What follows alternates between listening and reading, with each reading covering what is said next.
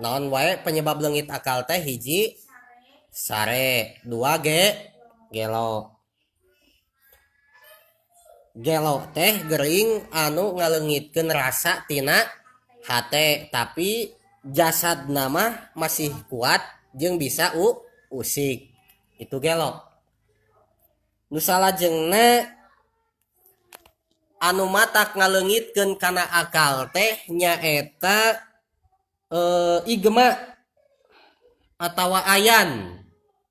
Non igma teh ayan, penyakit ayan. Apal penyakit igma atawa ayan? Nu dingaranan igma atawa ayan nyaeta marodun yujilus su'uro minal kolbi ma'a puturil a'do.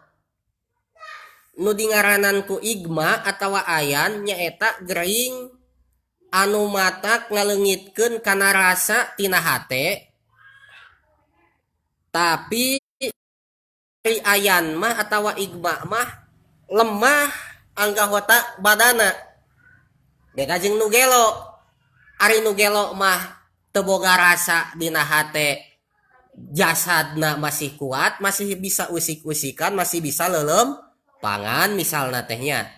Ari igma mah sarua jeung nu gelo, leungit naonana rasa tina hate tapi anggahotana nu ayan mah nu igma mah naon anggahota badana teh lemah loyo. Kertos ta eta igma sami matak ngaleungitkeun akal atuh matak ngabatalkeun kana wudu. Nu salajengna nu matak ngabatalkeun nu matak ngaleungitkeun kana akal teh nyaeta sor'u. Naon cenah? Sor'u teh epilepsi. Apal sor'u atawa epilepsi atep? Sor'u teh nyaeta daun yasbuhul junun yasbahu sohibahu bisababihi ala wajhihi fil ard.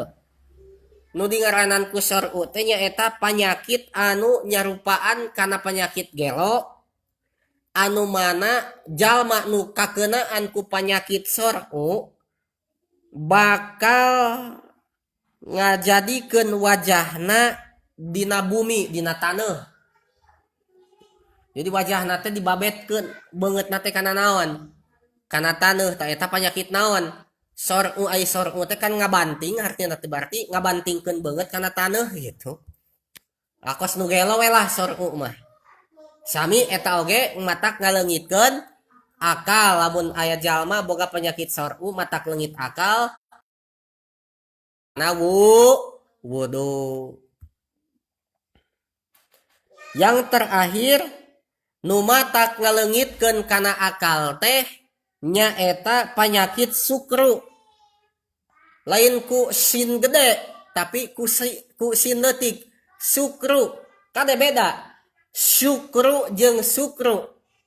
Ari syukru mah syukuran, mensyukuri nikmat-nikmat Allah ieu mah sukru ku sin leutik. Hartina teh sukru teh weureu mabok. Naon ari mabok? Nyaeta ruksakna dina akal sarta riang gembira bari ucapanana teu paruguh kacau. Mabok jalma nu mabok. Nu mabok kan ruksak akalna teh. Tuluy nu mabok riang gembira. Riang gembira. Tuluy ngomong teu naon? Teu ruguh itu mabok. Jalma anu mabok leungit akal atuh matak ngabatalkeun kana wudu. Nah etalah anu matak naon teh? Nu matak ngaleungitkeun kana akal teh hiji sare, dua gelo, tilu igma atawa ayan, opat sor'u atawa epilepsi. Non nomor kasabaraha? 5 sukru atawa mabok. Wallahu a'lam.